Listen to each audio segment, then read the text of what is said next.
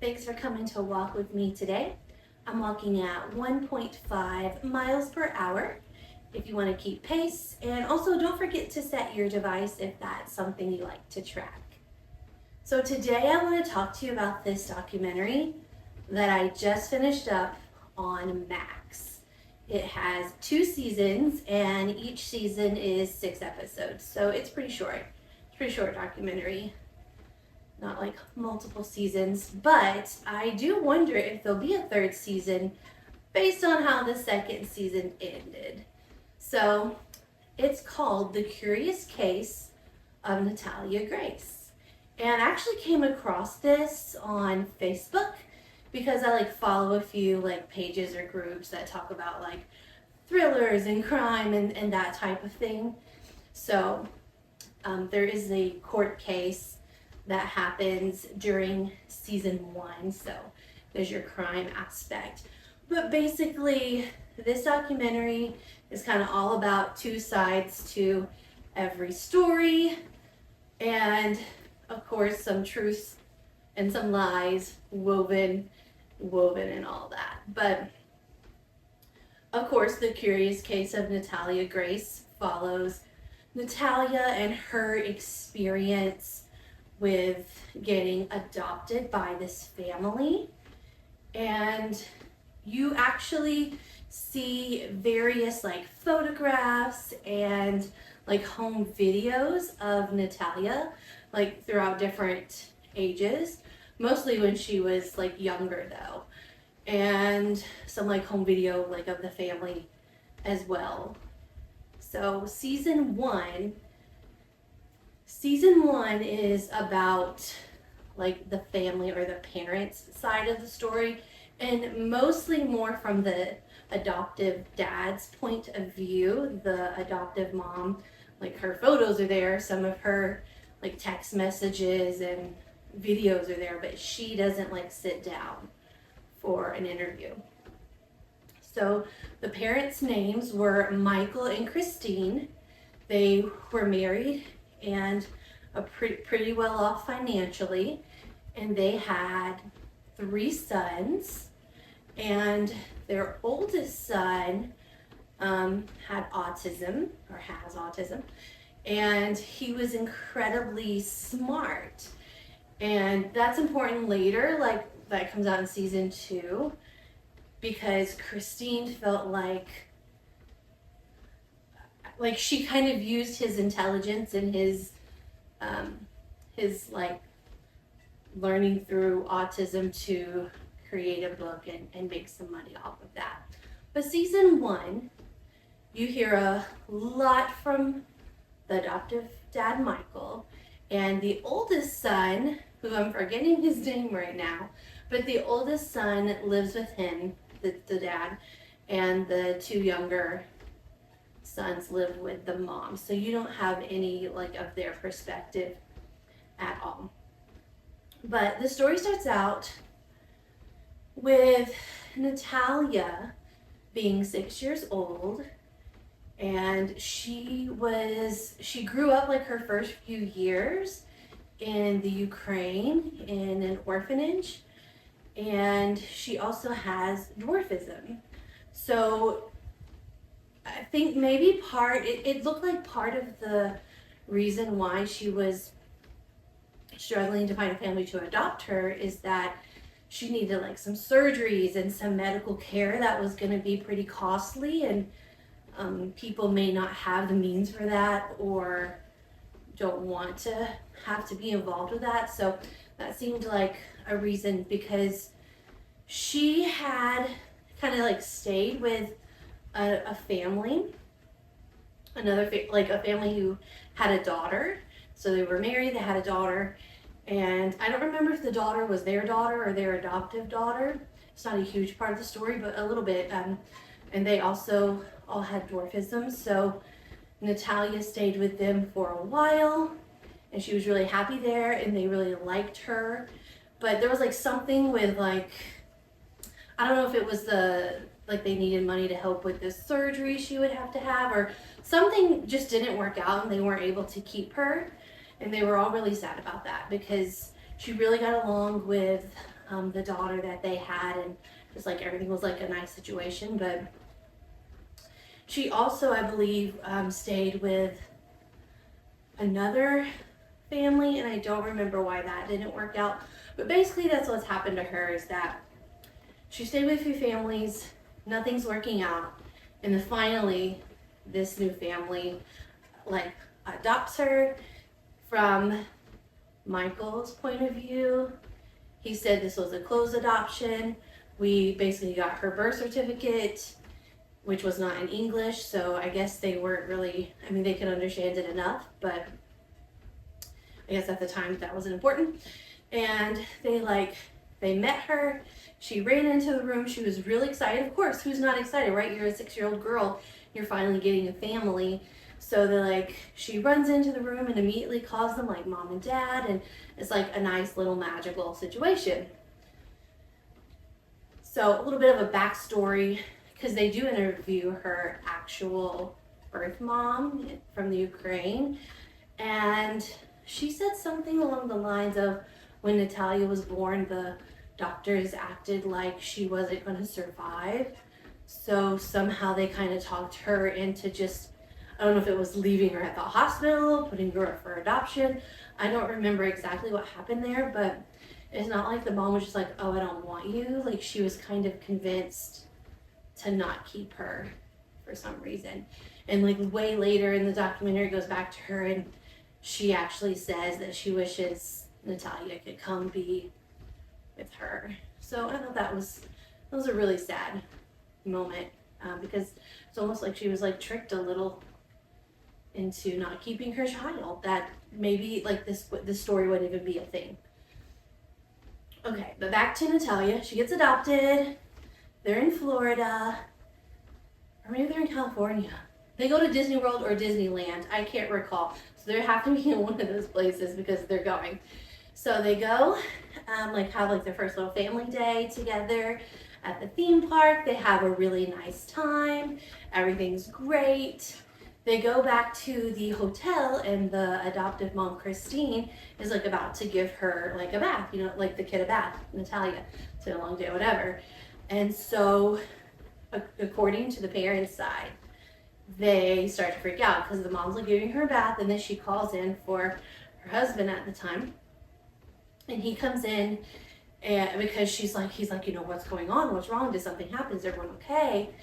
And they notice that Natalia has pubic hair, and she's supposed to be 6 years old. So they're like, what is going on? Right? Like, that seemed a little odd. So that spins things into a really bad place, because then they start, at least this is their story again, they start kind of questioning everything. Like, is she who she really says she is? Is Natalia actually from Ukraine? Like, they have all these questions in. It's almost like, well, at least Christine, it's like she thinks that Natalia is older and just, I guess, looking for a way to get the surgery she needs, or looking for someone to take care of her. Like, they start having a lot of questions. And also, according to them, I don't know, maybe it's a year after, maybe it's a few months, I don't know. They're saying Natalia actually started having her cycle, like her menstruative cycle. So she had a period, and they're like, what's going on? But it turns out there is a rare disease where, is it a disease? I don't know. I think it's a disease. A rare disease that can cause like kind of these things to happen to people. And it's most likely she had that, or some of the things they were saying were not true, one of the other. But they had this picture because after they found out about this rare disease, they met somebody else, like a different family with a kid who was a little bit younger than her, I think, that also had it.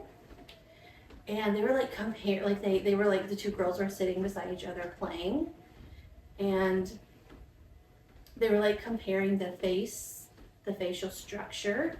They were saying like that Natalia looked much older because her her cheeks were puffy, and then like when there was like a picture of her smiling, and then the other girl sitting there. I think the other girl was like 2 or something years younger. Like when you're growing though, like in those ages, like your face does change a lot, but that's besides the point. But they were trying to say, like, after Natalia noticed that their faces were different, that she like puffed out her cheeks, and they had a different picture, but really the pictures was, one was she was smiling, one was she was frowning. Like your face does look different when you smile and frown. So all that just seemed really like, what are you even talking about? But on and on and on, they get her checked out by, like, they go to the dentist, they go to some doctors, and they're basically looking for someone to confirm or tell them that Natalia's older than she said she is. And somehow they find someone who will do that. And so they re-age her. And so instead, I think her birth year was either 2003, I think it was 2003. And they changed it to 1989. So quite a bit of an age difference there.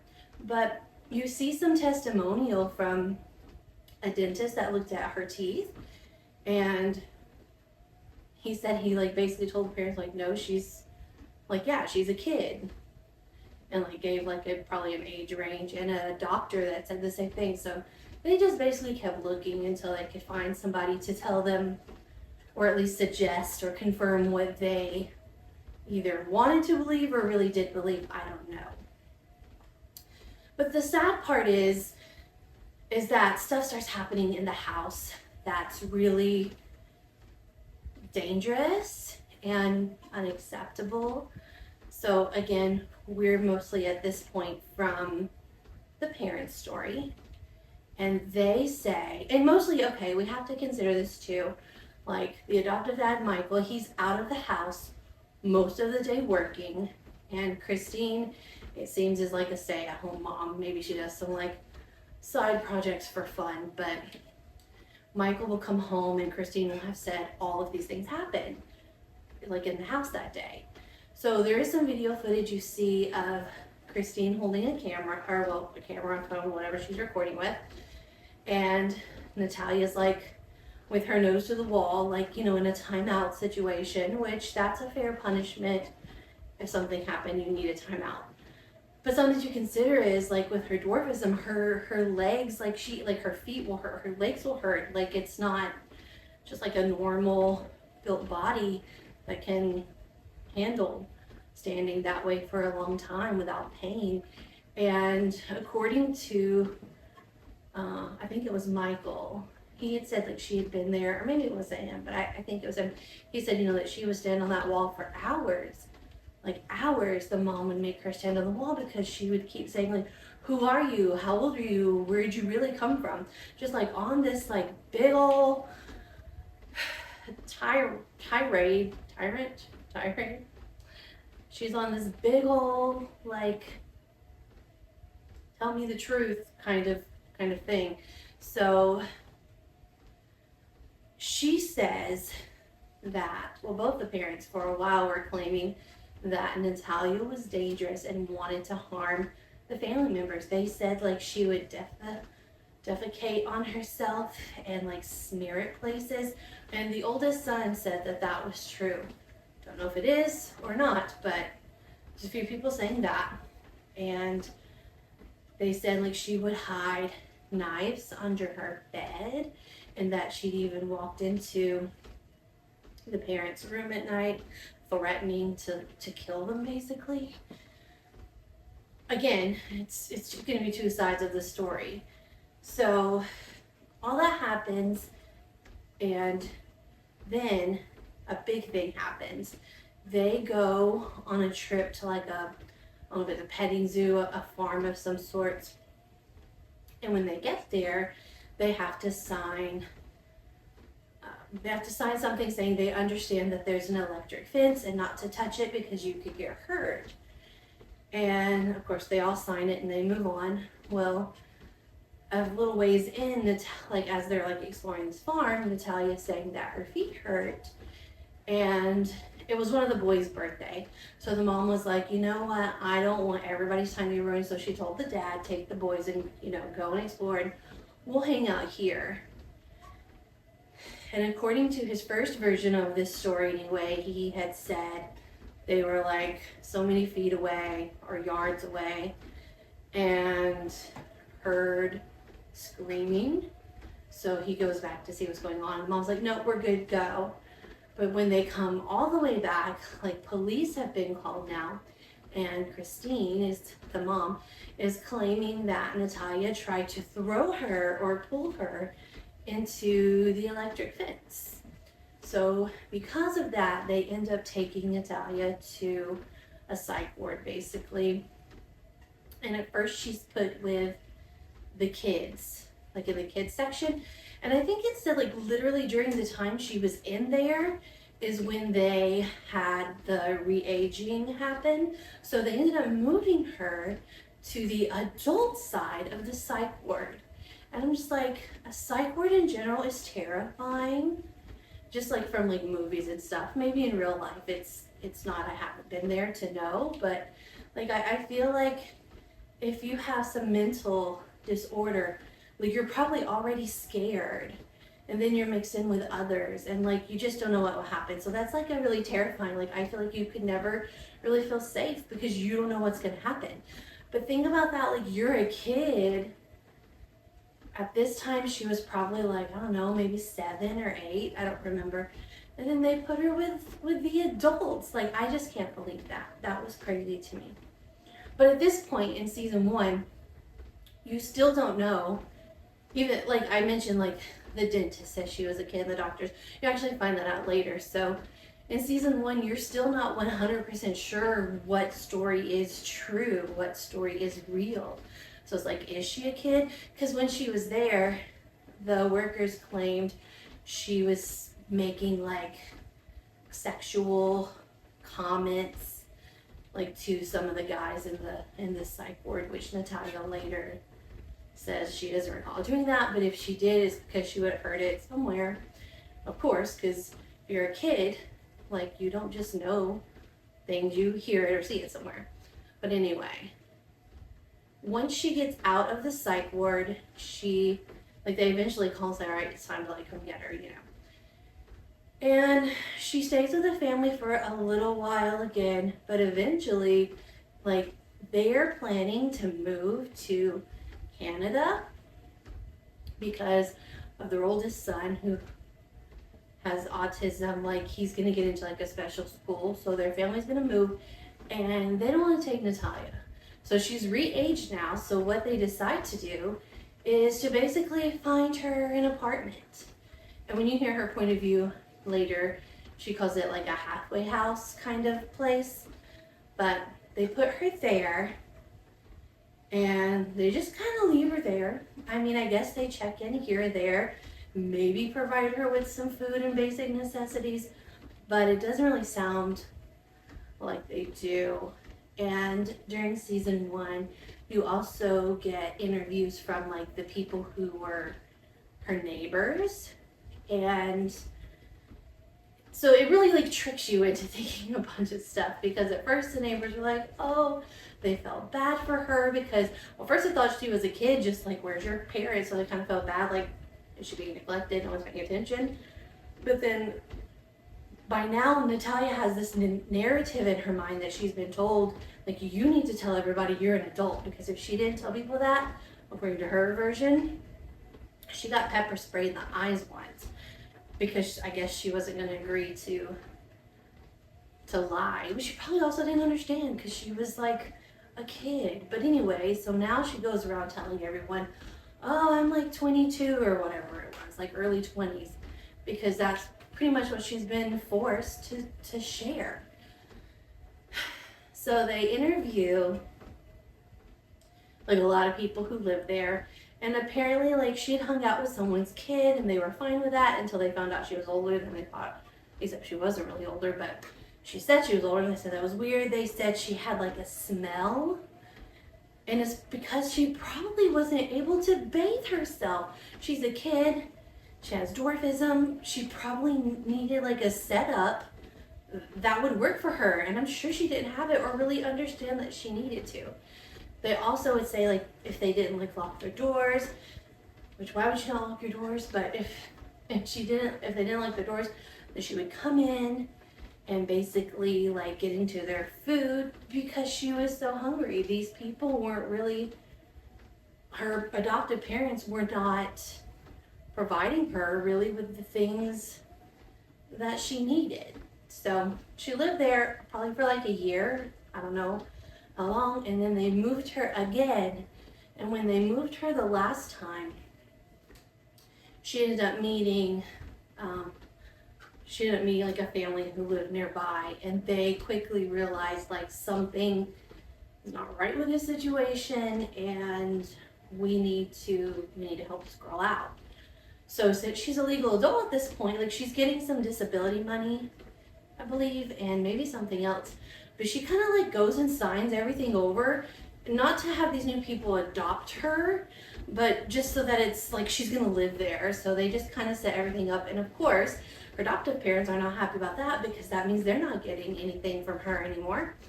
But yeah, it's pretty messed up. And then the end of season 1 is about the trial.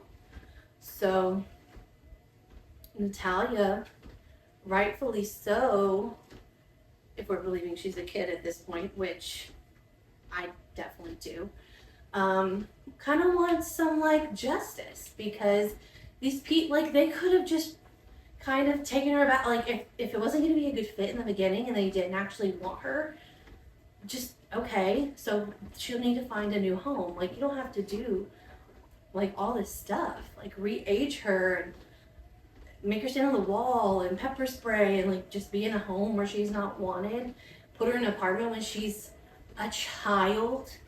And they said it was like not a good part of town kind of thing. Like, it was just, it's not like, no, who does that? So okay, so the end of season 1, it ends with the trial against Michael, the adoptive dad. So you see a lot from him in season 1. You also see some flashbacks of some interviews or whatever he was involved with over the years. And I'm not gonna lie, I started feeling bad for this guy, because eventually after he gets through all the stories of the beginning of everything that happened with Natalia, he starts talking about how now he's divorced from Christine and how she was the monster and he was really manipulated, all these things. And I mean, I felt a little bad for him. I still didn't feel like, I think at that point I still didn't know like all the truths or the other part of the story as much. But he goes to court. I don't want to say what happens between the court case in case you decide to watch, but I definitely think you should watch. Building up to it, all the prep for that was another, like, I really liked stuff about law as well, so that was pretty interesting to see. But that's all we have time for in this walking video today, but I will come back next week and give more information about season 2 and Natalia's point of view, and maybe between now and then you could have watched season 1 and see what you think. Thanks for walking with me. I'll see you next time. Bye.